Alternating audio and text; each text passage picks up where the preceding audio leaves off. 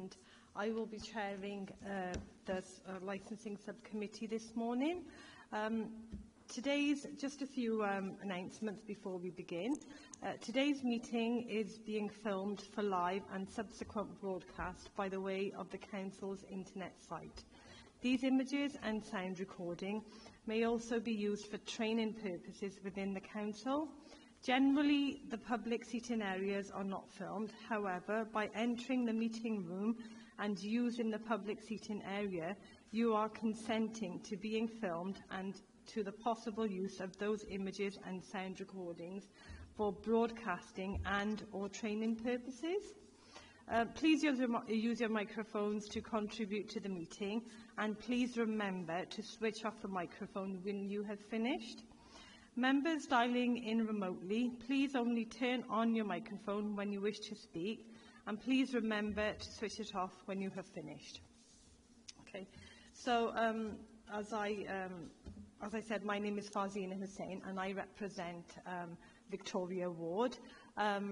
I'll also have some colleagues joining me today, and our officers as well. So I'll ask everyone to introduce themselves. If you can, with you, Councillor Cleverly. Good morning, I'm Councillor Cleverly, and I represent the Bettis Ward.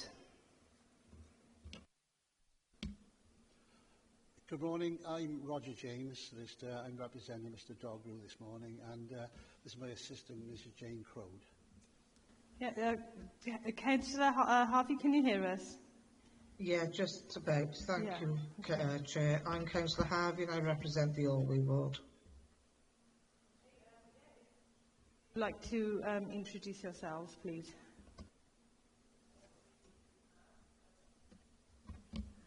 I'm Jane Crode. I'm assisting Roger James. It's Mr. Dogro, Iskandar Dogro. My name is Matthew Dogro, and I'm with my father, Iskandar Dogro. I'm Ben Chandler, representing the Home Office. Yeah, good morning. My name is Richard Griffiths, and I'm representing Environmental Health. Also today I have officers with me, if they can introduce themselves too, please. Thank you, Chair. Good morning, everyone. Alistair Sterling, the Licensing Manager for Newport City Council. Good morning. I'm Louise Armstrong and I'm a solicitor for Newport City Council. Thank you very much. So today we will start off with Mr Darling, who will read out the report. Once the report is done, we will have an opportunity to obviously ask questions to Mr Darling, the councillors. If there's any questions, they will be asked. If not, then obviously we'll come to Mr. Sorry, I forgot the name. Mr Dogru. Dogru, is that how you pronounce it? Mr Dogru, yeah. So, yeah, Mr Dogru, and obviously he'll be represented by his solicitors. Once, if there's any questions, we'll ask you, and then obviously we'll take it from there.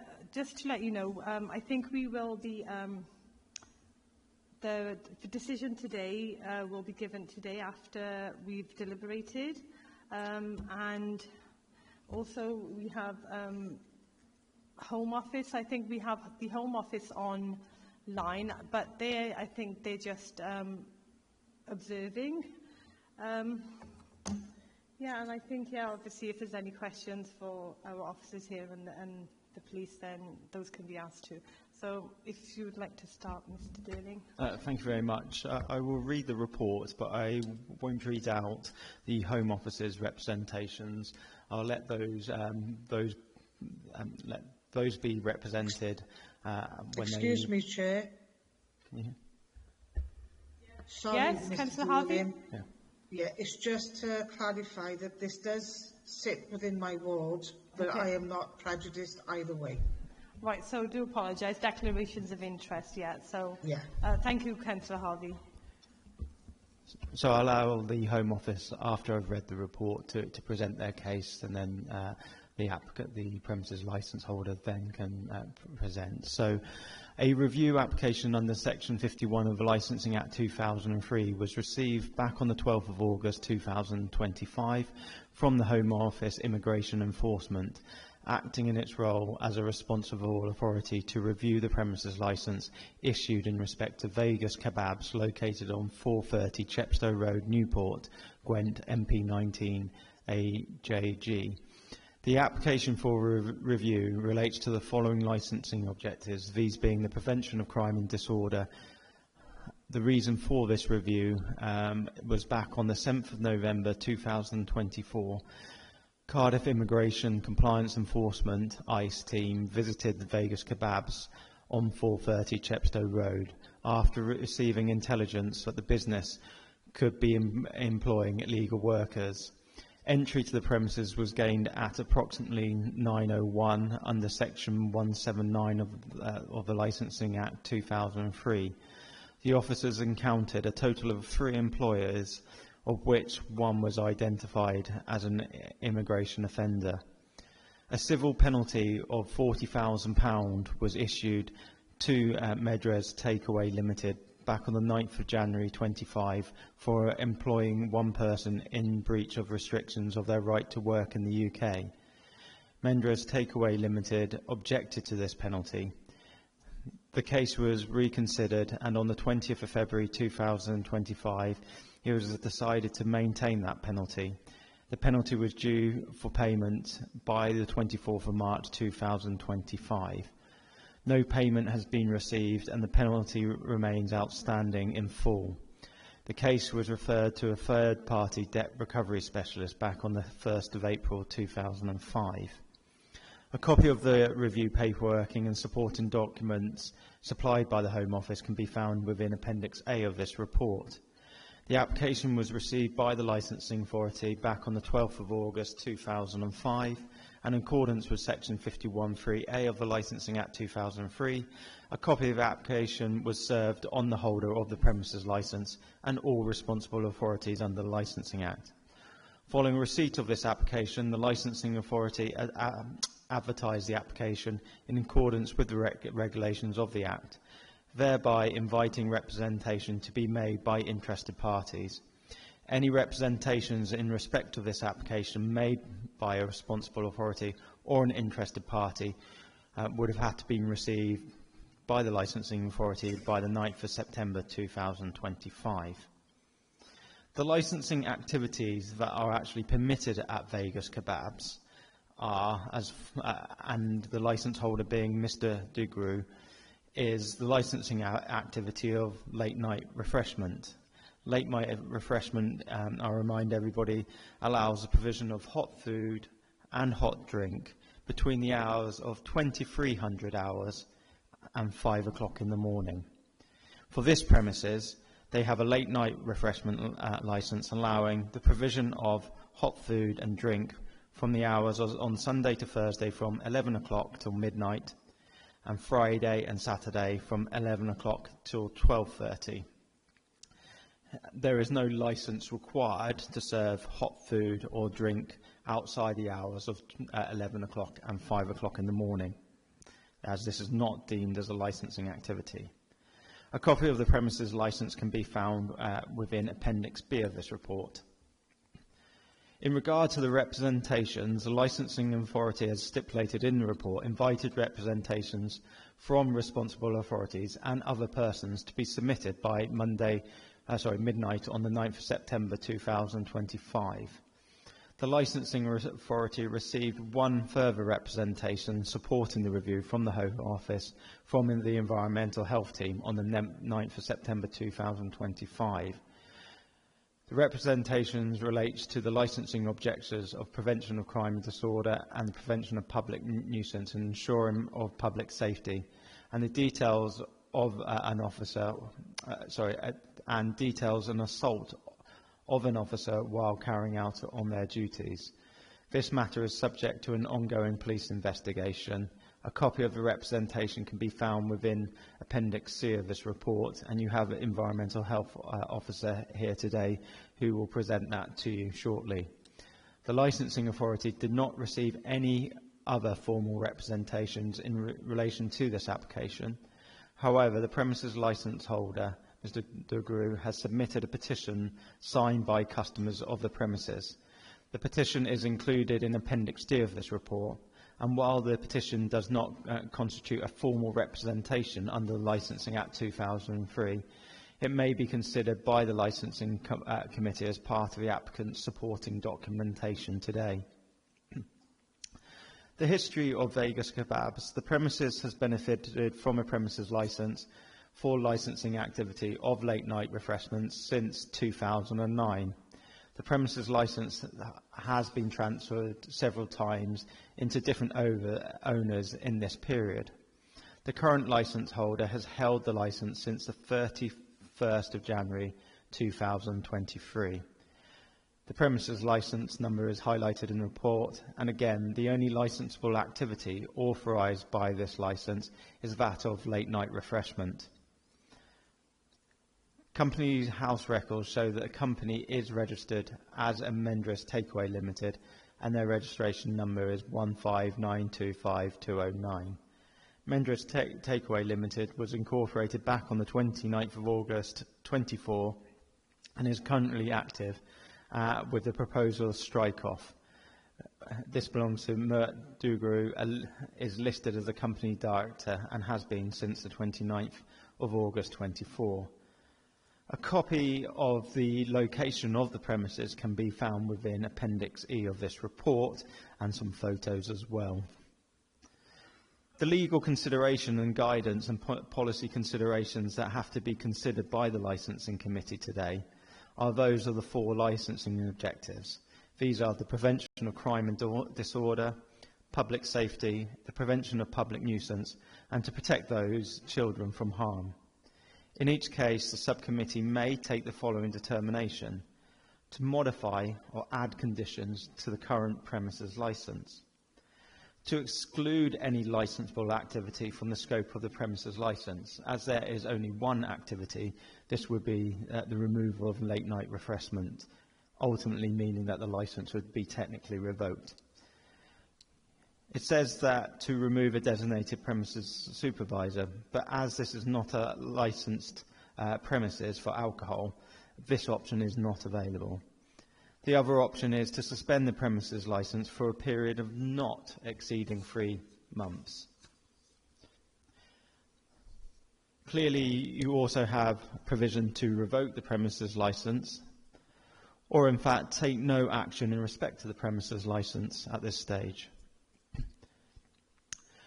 When making your decision, the decision must, by the licensee, must be within their legal powers of the Council and the committees, comply with any procedural requirements imposed by the law, this being the Licensing Act 2003, be undertaken in accordance with procedural requirements imposed by the Council, e.g. standing orders and financial regulations, be fully and properly informed, be properly motivated, be taken having regard to the Council's duties to the taxpayers, and be reasonable and proper in all circumstances.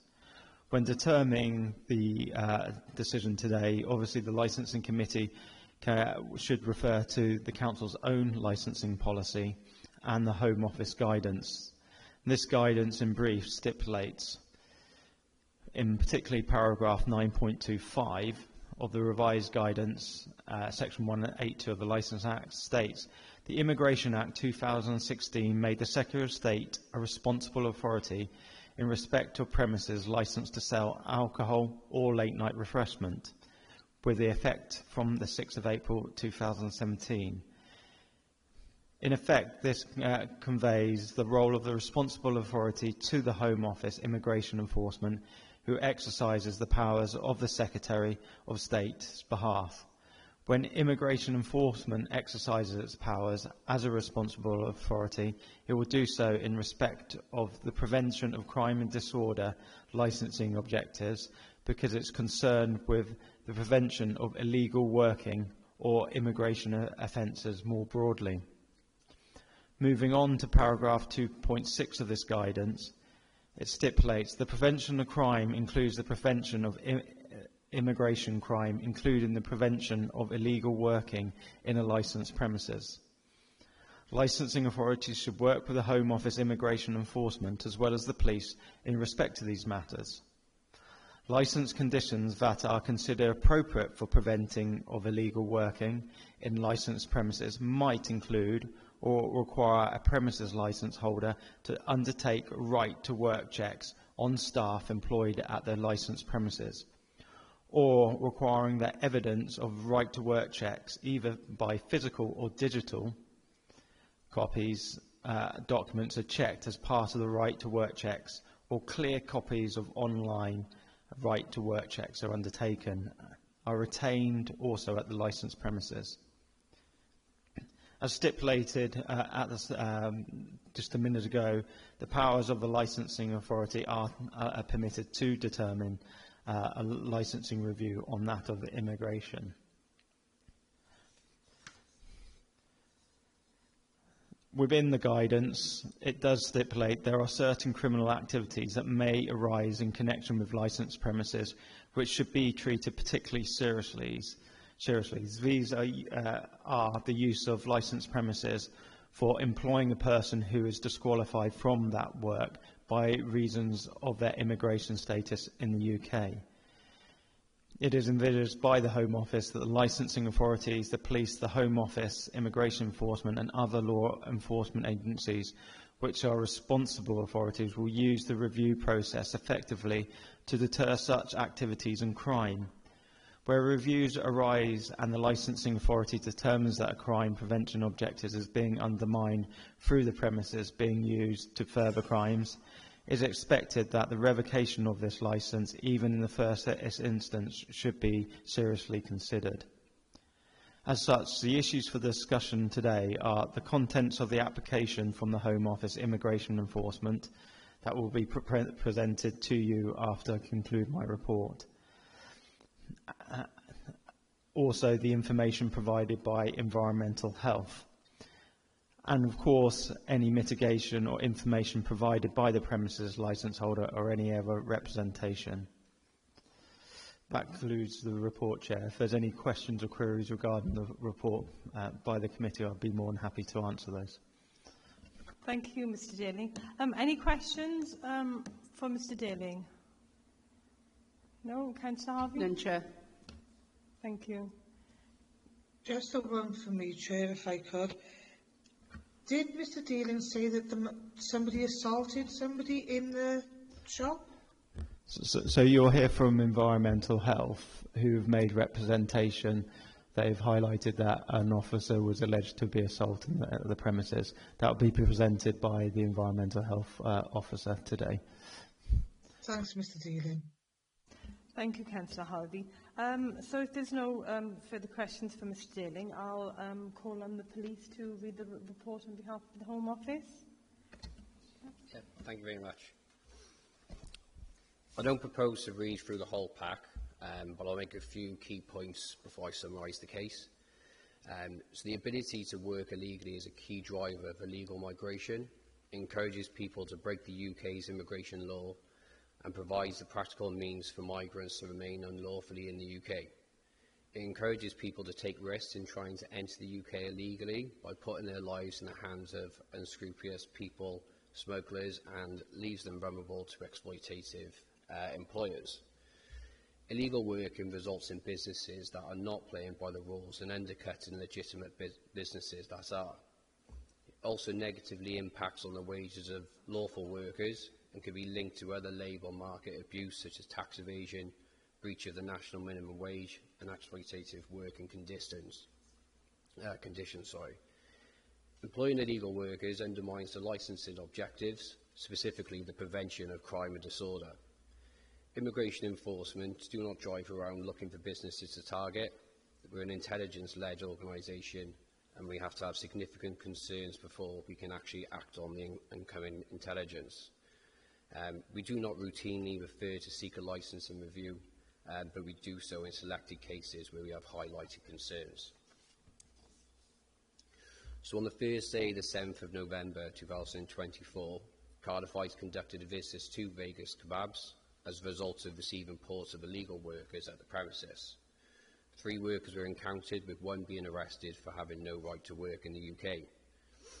Full details of the illegal worker can be found in the review application submitted. Evidence of illegal work, including the interview with the arrested male and an interaction with Iskander Dogru. The arrested worker confirmed that he started working for Vegas Kebabs 2 weeks prior and had not received a wage yet, as he is still learning. Iskander Dogru stated Mert Dogru, his son, employs all staff and informs them of their duties. For the arrested worker, Iskander Dogru admitted that they did not conduct right-to-work checks. As a result of this visit, a civil penalty for £40,000 was issued on the 9th of January 2025. Medras Takeaway Ltd objected to the penalty. The case was then reconsidered, and then on the 20th of February 2025, it was decided to maintain the penalty. This was due for a payment by the 24th of March 2025, and no payments had been received, and the penalty remains outstanding in full. We do acknowledge that there was another visit that was conducted on the 27th of September, and this was to do with another intelligence-led visit where it was stated that there was illegal working happening. Iskander Dogru was encountered again on the premises, but the son director, Mert Dogru, was not, and they weren't present to question around to right-to-work checks and training, so we could not be certain that our presence has made a desired impact and ensured that Vegas Kebab are adhering to immigration rules.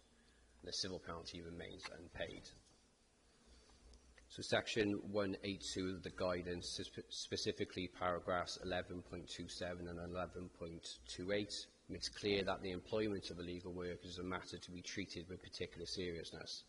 It states that revocation of the premises licence should be seriously considered, even in the first instance. The employment of illegal workers has been evidence and also non-compliance of payment of the civil penalty. Serious labour exploitation concerns alongside have also been noted. While no illegal workers were identified during the most recent visit, the outcome provides some reassurance that the situation may be capable of remedy through alternative measures, which Home Office remains open to constructive discussion in this instance. That being said, we recognise that our role is to bring these concerns to your attention as the local licensing authority. This is your area, and it's you that answer to the electorate and represent the interests of local people. So unless there's any specific questions, I do not propose to take any more of your time. And I thank you for your attention and consideration to these issues. Thank you very much for that. Is there any questions for the police? No? Yes, ma'am. Yeah, I'd like to ask some questions. Okay, yeah, sure. Were you actually involved in this matter beforehand, or did you just written the report? Were you there at the time? I was there for the first instance where Yes. we arrested the male for illegal working, not on the second time. The young man who you saw there, Barlack, he was 18 at the time. Is that right? I believe so, yes. Yeah. And on any view, he effectively would have been in what you've stated. That was told to you was that he was just learning, so to speak, at the time, is what he told you, and that he hadn't actually had any payment and he hadn't really started working. He was just observing what was happening with a view possibly to getting a job later on. Would that be fair to say? That's what you stated in the question that you stated, yeah. Sorry? So that's what he stated in the question Yes. when he was arrested, Yes. that he was just there for 2 weeks prior. Yeah. And can you help us to this? At the time, he was 18 years of age. He was living alone, correct? I don't know the personal circumstances. And you were not able to help us that there was an 18-year-old lad that was, He had to have an interpreter. He couldn't speak the language. He couldn't speak English with any fluency. Would that be fair to say? Yeah, so that's why we have a organisation of big words, which Yes. the interpreter was... You had an interpreter to help. Yeah, it's stated in there. So effectively, and at the time in November, he was awaiting the determination of his status. That an appeal had been lodged on his behalf, and he was awaiting the decision, which has now actually been made. The decision was in August, I think, of this year, that his appeal had been refused. Are you aware of that?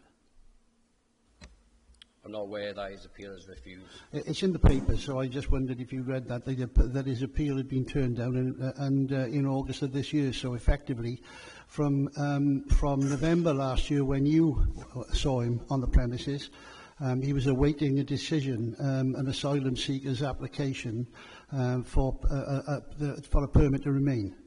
Yes. He was on an appeal at the time. Okay. That's correct. And as such, he's not allowed to work while that time. Were you aware that he was actually, one day a week, he was attending Gwent College, doing a course in catering?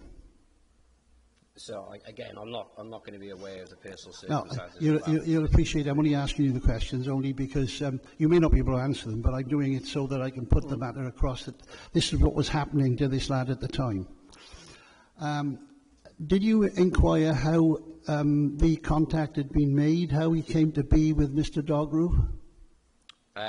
You'd have to look at the actual specific case. Again, I wouldn't be able to... Okay. Well, so for purposes of the hearing, if I simply put to you, and Mr. Dogru will confirm, that he'd been asked by the lad's father from Turkey to look after him while his review status was being considered. And at the time, so to speak, to keep him off the streets. He'd been in and out of the restaurant having food and basically was being looked after by Mr. Dogru at the time, pending the decision being made by the Home Office.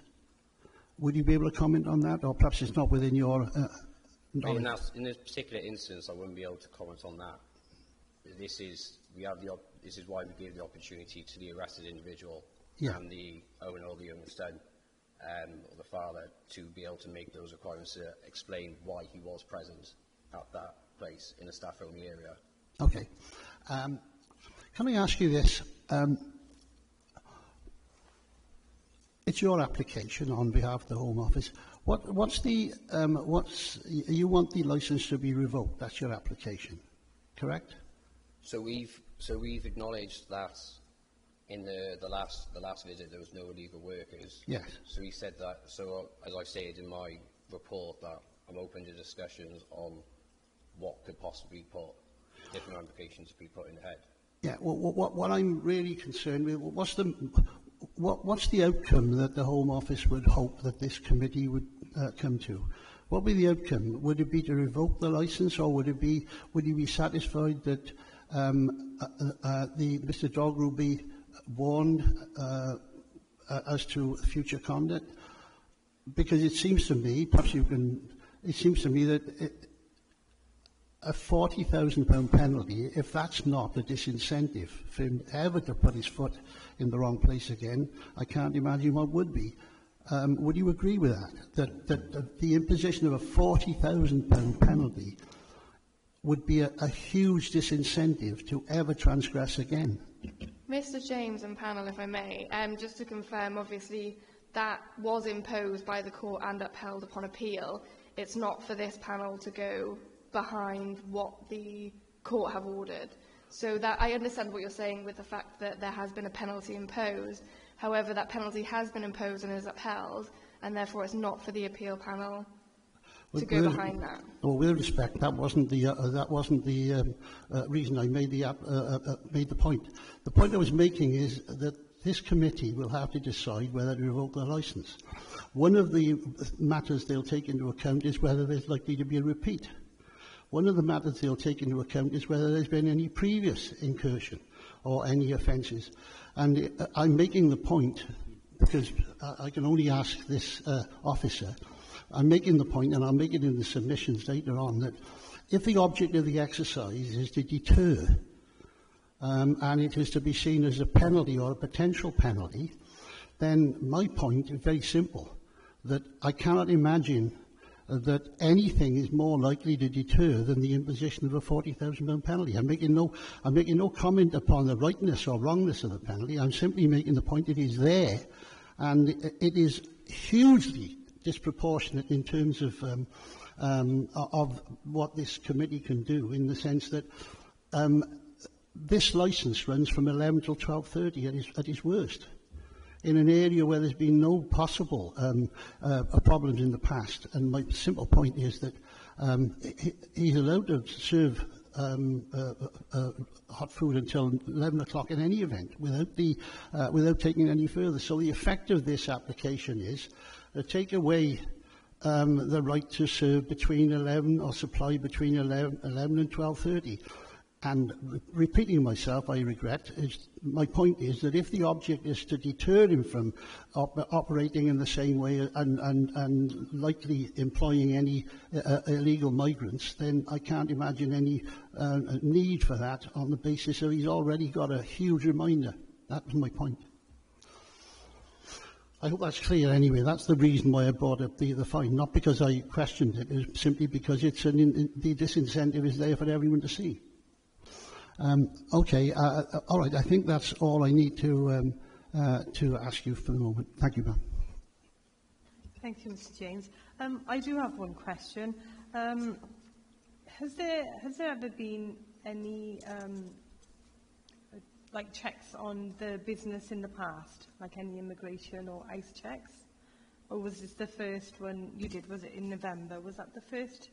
Yeah, that would have been the first That time would be we the first. visited Vegas Kebabs on the 7th of November, yeah. And then you said you revisited in September, but there was nothing... Yes, we had further intelligence that there was illegal workers present, so that's why we went in on September. But yeah, no illegal workers were found on that day.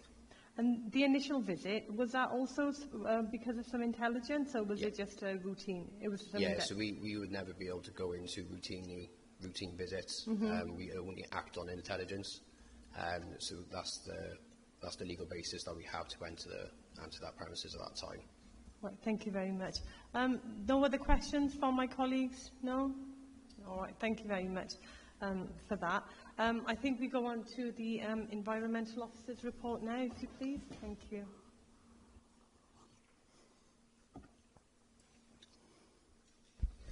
Yes, good morning. I'm here today on behalf of my manager, Rhys Thomas, Food Safety and Public Health Manager, where we, Environmental Health, support this licensing review. My food colleagues visited the premises known as Vegas Kebabs, 430 Chepstow Road, Newport, on the afternoon of the 27th of August, while undertaking a routine food inspection visit. While undergoing the inspection, our male officer was verbally and physically assaulted. The physical contact involved a male known as Mr. Metin Dogru, who has links to other establishments such as Family Kebab, Flames Kebab, Valentine's historically, and Best Kebab. The altercation led to the police being called at the premises and a community resolution order was made. I again state that we fully endorse this licensing review. As speaking on behalf of my manager, Rhys Thomas, any questions, then please could you email himself. Okay, thank you. Okay, thank you. So any questions, we email Rhys Thomas? Well, there won't be any way of doing that. So if there's questions to be asked, it will be directed to the Environmental Health Officer, unless if Rhys was available at this point in time. I have a couple of questions, ma'am. Yeah, no, I think my colleagues also have a question. Okay, but well, yeah, if you want to. Okay. Yeah. Although you've prepared the report on behalf of somebody else, would that be fair to say? Naturally, of course, I wasn't there at that time. All I'm stating is the facts there, Okay. so... All right. Okay. Just taking it at its best, at its worst, so to speak, that this is the only issue. This is the only time that you've had any issues in relation to this sort of thing. I'm not talking about visits for health purposes. I'm talking about what you call a crime and somebody being assaulted. That's the only time this has ever happened. Correct. Yeah. And if I put to you, because you're the only one I can ask, as to what the other side's version of it, we don't need to make up our minds, but I'll just put it to you. My information was that the health officers visited the place, obviously with a view to doing an inspection on the premises. As such, Mr. Dogru was not on the premises at the time. Would that be fair to say? Mr. Iskender Dogru. I can't comment. Okay. I wasn't there. Well, I'll put it to you anyway. You may not be able to comment, but he wasn't there. But Mr. Metin Dogru was on the premises, and that's the gentleman who sits there, who is the person to which you've referred. Our case is, if it needs to be discussed, is that Mr. Dogru asked your operatives, or the council operatives, I should call them, wanted to see receipts to verify, presumably, where the food had come from and so forth, and the dates on them, which is perfectly normal, I would and knowing from experience that's what happens. And Mr. Dogru said, he said his father was on his way, and the sensible thing was to wait. But when he got there, Mr. Metin Dogru, he found that the officer had already taken from the filing cabinet, from the top of the filing cabinet, envelopes which were private and confidential, and was in the purpose of opening them and looking at them. And Mr. Dogru objected to that and said, you should wait for my father before you do that. And there appears to be what can best be described as a pushing and shoving, in the sense that he was trying to take the documents from the officer rather than let them investigate without his father being there. Call it handbags, call it what you will, but there was a pushing and shoving. Mr. Dogru accepted at the time. Now, when the police were called, because the officers called the police, eventually it was all sorted out because the information was given to the officers. There's no hint that there was any obstruction or prevarication as soon as Mr. Iskender Dogru got there, but that it was suggested, and I think it may be by your department, that Mr. Metin Dogru attend an anger management course, which he did for an hour online, and so that effectively has put an end to that issue, I suspect, because the police had told him that there was no further action from their part, and he just did the anger management course, which has now been completed. Would that be a fair assessment of what happened? Again, I can't comment on that. Okay, all right. Well, ma'am, I can't take it any further. I just wanted to balance it up, so to speak. Okay. Thank you, Mr. James. Councillor Cleverly. Thank you, Chair.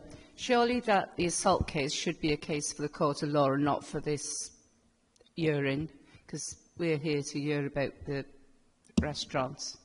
But I do have a few questions for the environmental officer. When they went in to do their check, you know the little green card they have on that, what number was they given? Any idea? No, I don't. Right. And did any of the workers have a food hygiene certificate? I understand they had that, yes. Okay. Thank you. That's all. Councillor Harvey, any questions? No? Okay. Even though you're mute, Brian, I understood what you said. It was a no. But just for the benefit of the camera, the recording. Sorry, Chair. No, I have no questions at this time. Thank you. Right. Thank you very much. Okay. So there's no questions from me either, because I mean, if there were any questions, obviously the appropriate person would have been Mr. Rees. So we'll go on to Mr. Dogru, if you'd like to. Obviously, you're being represented. So, Mr. James, if you'd like to. Thank you, ma'am. Mr. Dogru, can you turn that on, please? Ma'am, with your consent and with the consent of the committee, I'll ask him some questions.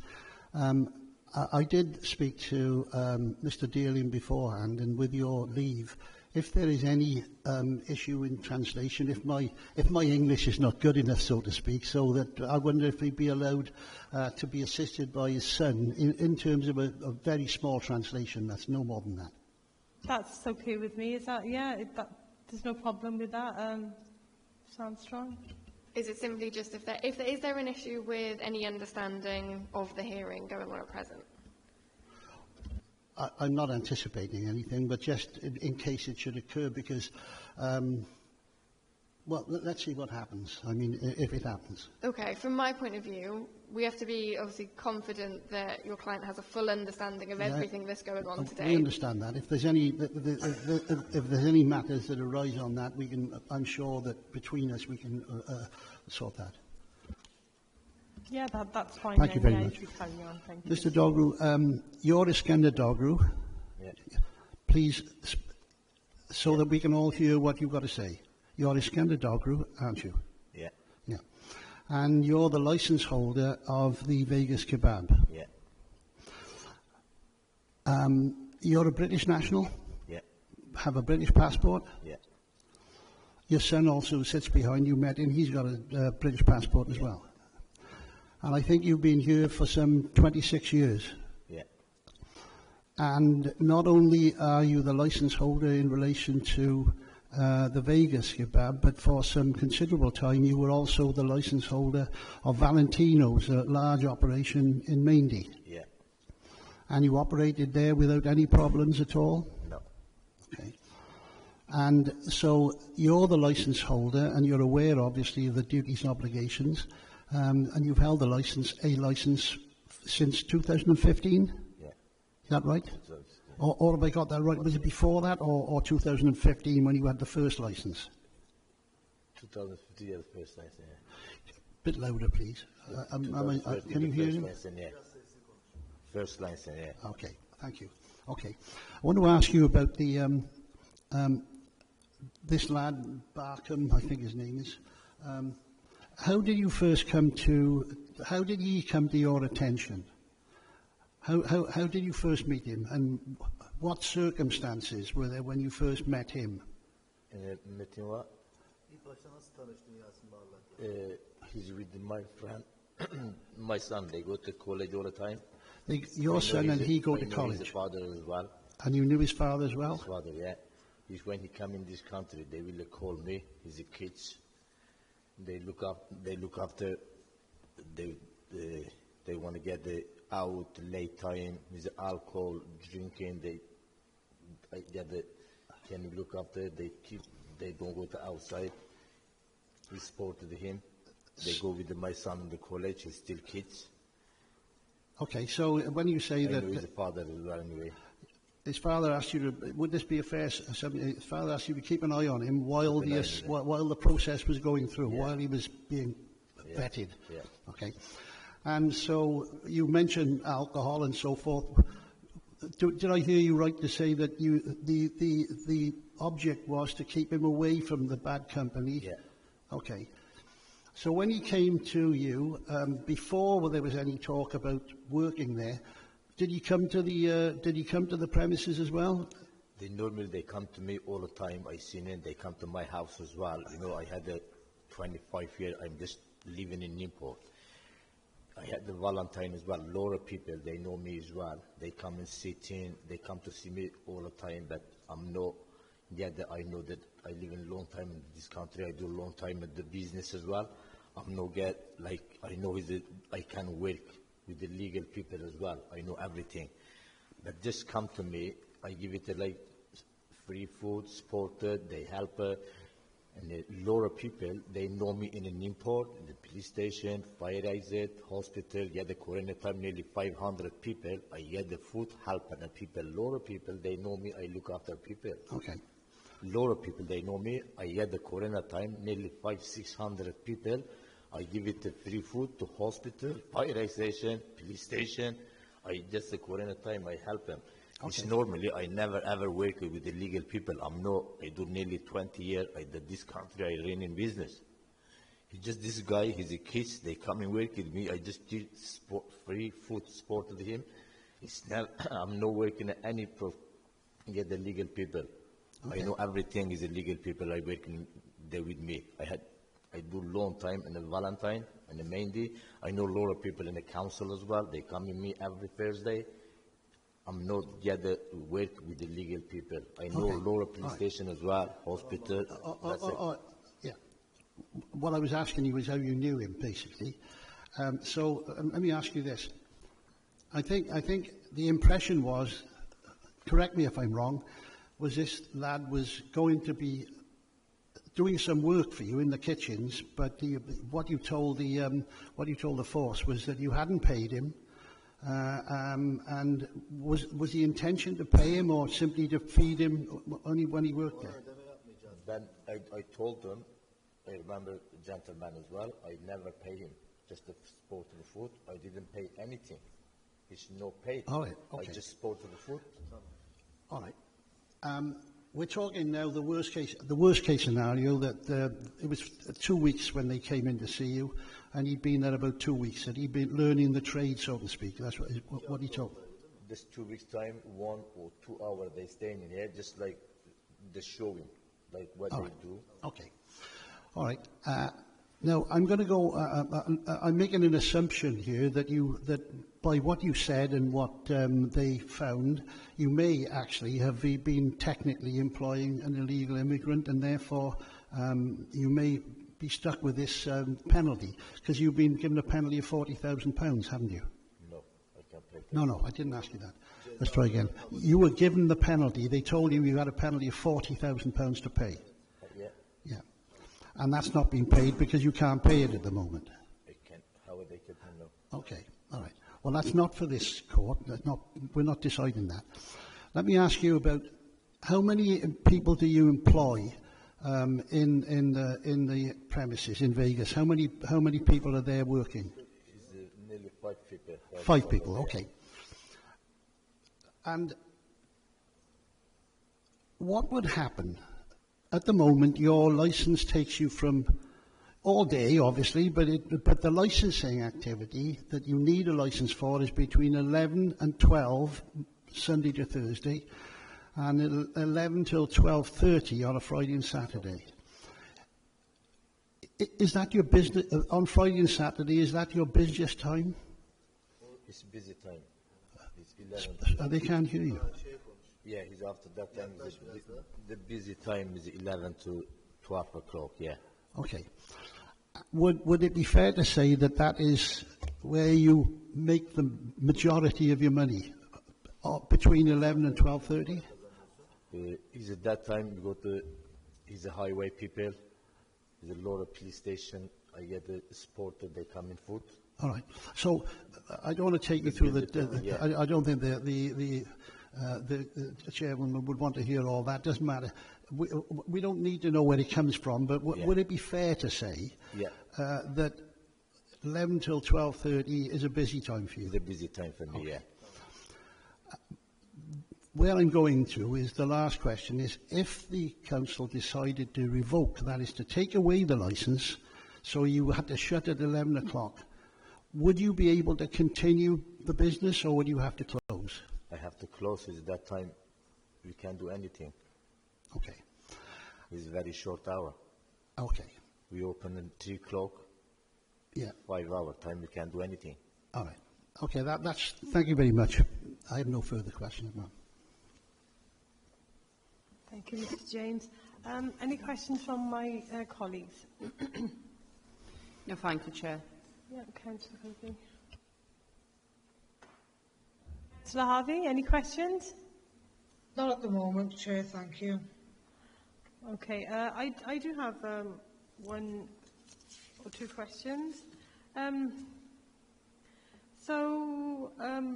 What procedures have you currently got in place to verify employees' rights to work now? I mean, obviously you had somebody there, you've explained the situation, but is there any procedures or anything that has been changed now?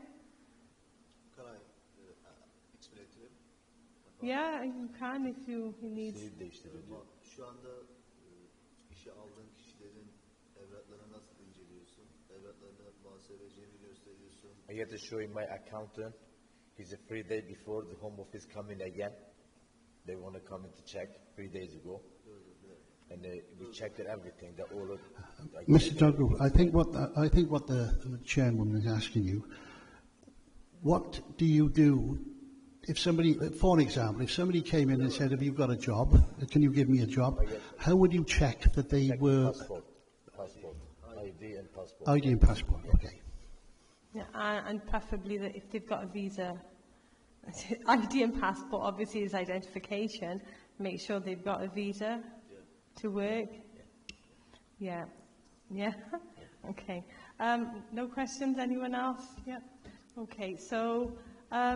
Chair, if I might, please. Yeah, Sorry, Councillor Harvey. just off the back of what you said.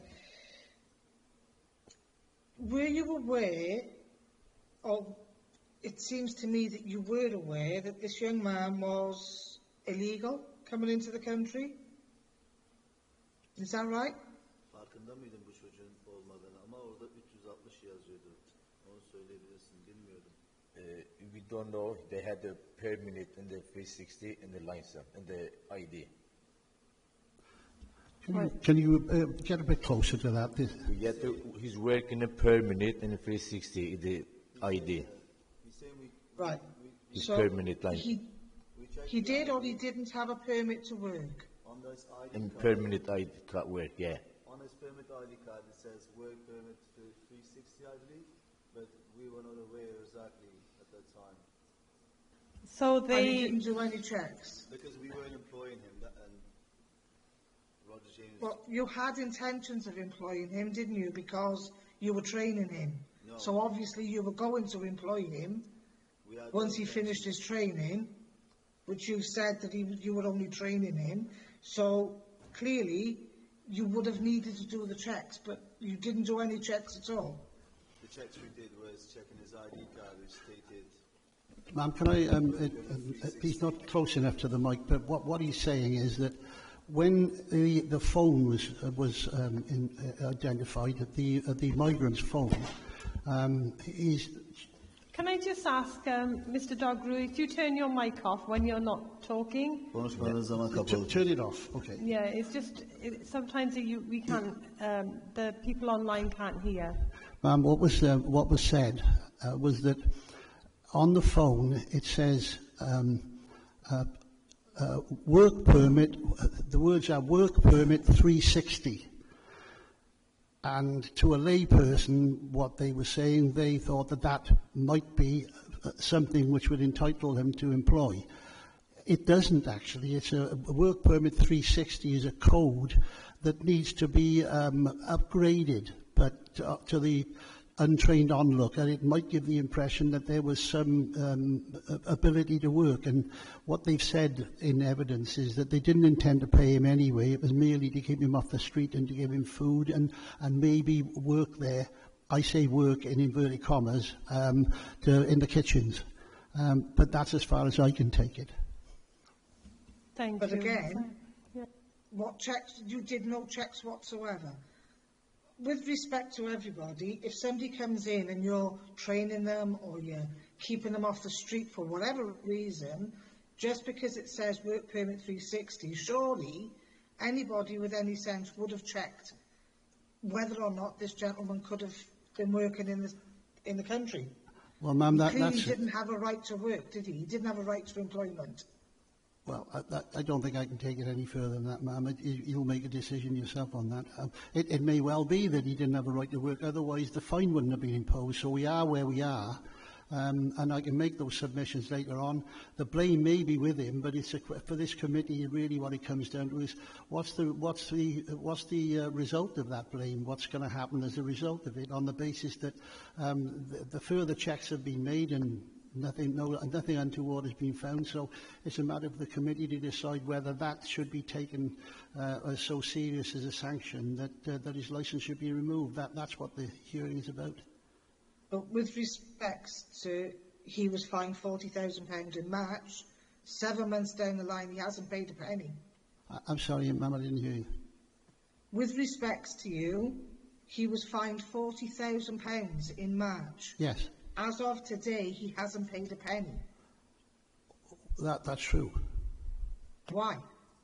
because he can't afford to pay, and you'll have to come, presumably, have to come to an arrangement. Ma'am, with respect, I've got to be fairly blunt. I've got to be blunt about this. This is not an issue for this committee. I'm just asking questions, which I'm entitled to do. How many businesses does Mr. Dargu own? This, is this your only business? Şu anda tek dükkanım burası mı? Press it. In the moment, just Vegas Kebab, yeah. Vegas Kebab is the only We business. sold Valentine's. We no longer operate in Valentine's. Valentine's has been sold, ma'am. So it went from Valentine's in mainly to Vegas Kebab in Beechwood Park. Right. Thank you. Thank you, Councillor Harvey. I think if everyone's concluded their reports and no more further questions, I'd ask them to leave now so we can, if you'd like to wait outside while we do our deliberations, and then once we've finished that, we'll call you back in. Will you permit me to sum up on behalf of the, at this stage before you can make a deliberation? Yeah, that's absolutely fine. I'd like to do that, if I may, because a lot of the stuff that I've taken as evidence is third-hand almost, so I'd like to be able to establish, where we are. I'm not going to comment, because I don't think it would take it any further as to whether this was right or wrong, and I'll put it in as bald terms as that, right or wrong. What we do know is that it's not happened before and it's not happened since. What we do know is that this is not the normal circumstance where, I respectfully suggest that it's not the normal circumstance where people are employing migrants to enhance their profitability, so as to speak,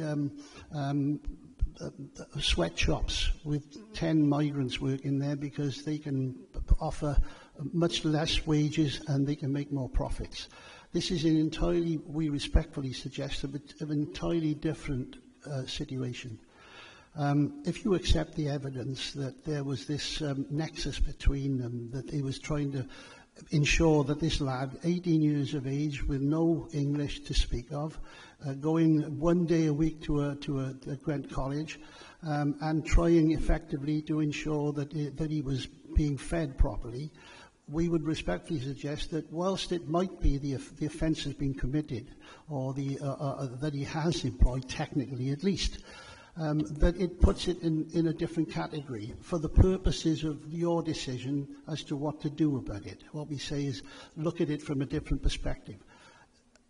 The fact that it doesn't attract a different penalty is self-evident, £40,000. Now, the reality is that this lad was seen there at 9 o'clock at night, within the hours that they were permitted to operate in any event, without the licence being required. Not that that takes it any further. He could have been there at 11 or 12 o'clock when the licence was permitted.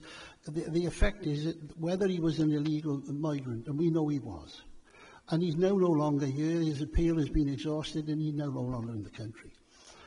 What, in my respectful submission, the committee should look at, and obviously you will decide how to deal with it, whether to deal with this as an additional penalty. Effectively, what we say is that the taking of the licence would be a double whammy.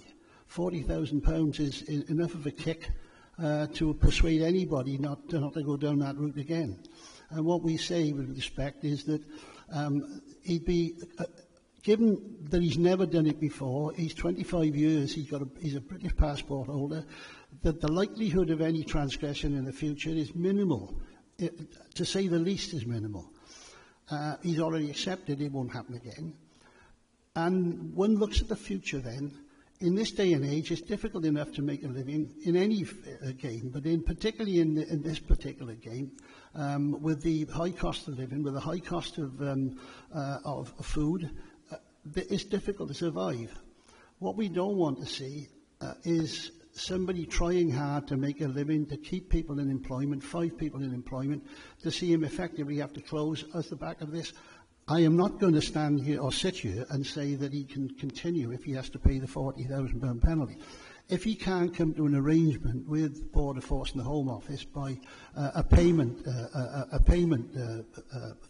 arrangement, then the thing is dead in the water anyway, because to find £40,000 you'd have to earn something like £250,000 to allow you to have a tax of a non-taxed amount of £40,000 to pay. So it goes without saying that this is on a knife edge. And what we say is that, with great respect, the damage to him has been done. The lessons have been learned. So, and I read very, very informative from the council's guidelines, effectively saying this, if I may say. So, one of the, some of this stuff here mentions appropriate and proportion. Would revoking his licence be proportionate, appropriate, to send a message to him when the effect would be effectively to close him down?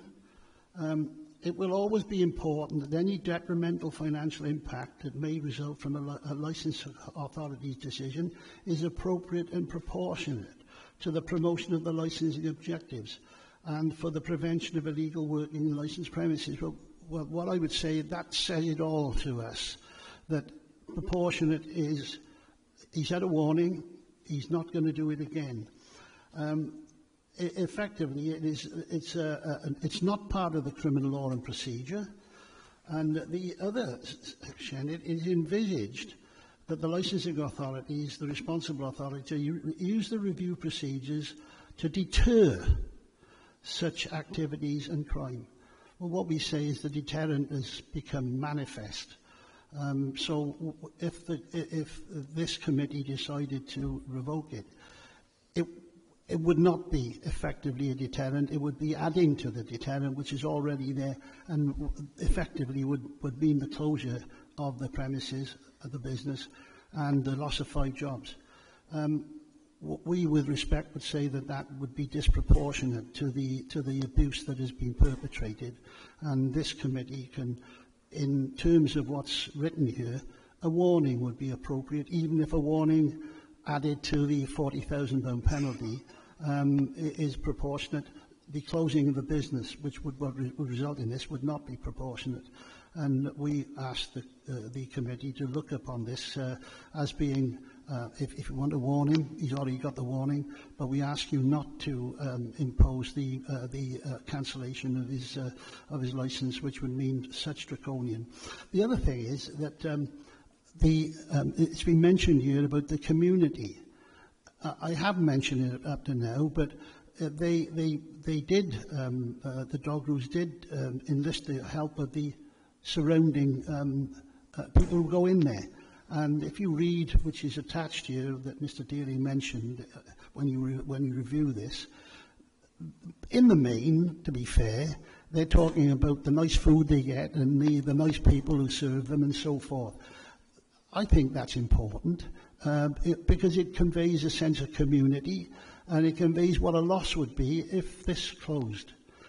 And we say that there would be no need for the committee to take such a draconian step, bearing in mind the effect on the community, not only the workers in there, the 5 people, but also to the people, and it's been mentioned that the police, the ambulance services, and so forth, they take advantage of Mr. Dogroo.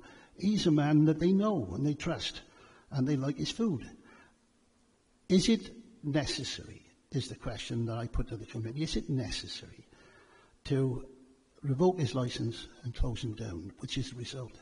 And we say that, again, at the risk of repeating myself 14 times, would be disproportionate and is well dealt with in these guidelines that you can apply. Thank you. Thank you, Mr. James. Councillor Cleverly, anything to add? Yes, thank you, Chair. Sorry, I've got a question. You said he was in Gwent College. How did he enrol into Gwent College, and which Gwent College was he attending? Because it was in August and they're not open in August; they're closed till September.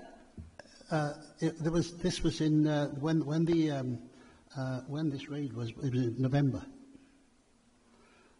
and it was in Gwent College at Nash Tech.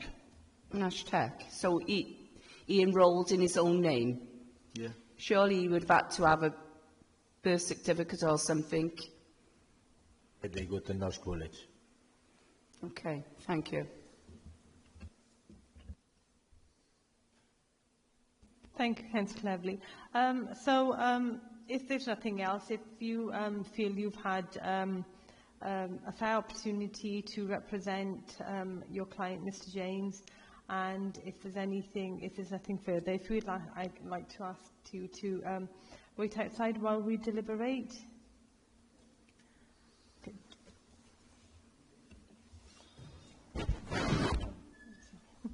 Also, during our deliberations, and Ms Armstrong will read the decision out. Thank you, Chair. So the decision has been made for a suspension to be imposed. The suspension comes into place 21 days from today, once the appeal period has ended, and will last for 1 month. To note, there are also conditions to be applied to the licence. You are to present a right-to-work policy to the licensing authority, which is to be approved by the licensing authority. This is to be provided before the expiration of the 1 month suspension period. So before you reopen after that 1 month, you are to provide that policy to the licensing authority for approval. A further condition is then to be compliant with this policy being imposed. To note, and obviously your legal representation will state you have the right to appeal this decision. Any appeal will need to be submitted to the Magistrates' Court within 21 days of this hearing. A decision notice will be sent out within 5 working days of today, and details of the conditions imposed will be on that decision notice, and details of appeal can be found on that decision notice. Thank you, Chair. Can I just, for the purposes of my client, can I just confirm that the effect of this decision is that the licence is suspended for 1 month. That's 28 days. And it means that he is not allowed to open between 11 and 12:30. Effectively, the licence doesn't affect the rest of the time, so operating until 11 o'clock is still fine.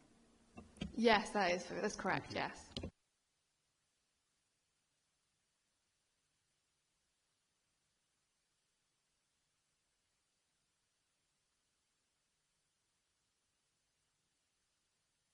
Does it take effect as from today?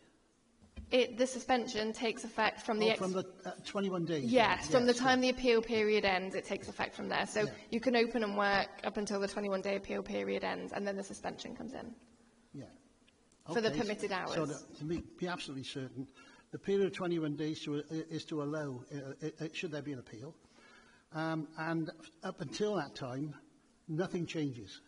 Yes. And then as on the 21st day, the 11 o'clock kicks off, and got the answer. Yeah.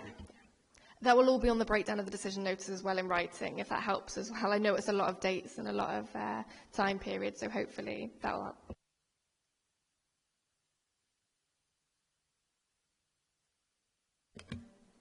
Chair.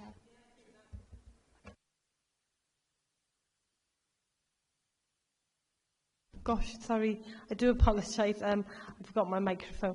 Thank you very much for coming today. Like Ms Armstrong said, you've been notified of the decision. I think you will also receive that in writing as well via email. And I think that's it. You can. I think that's it now. Yeah, you can leave. Thank you. Thank you.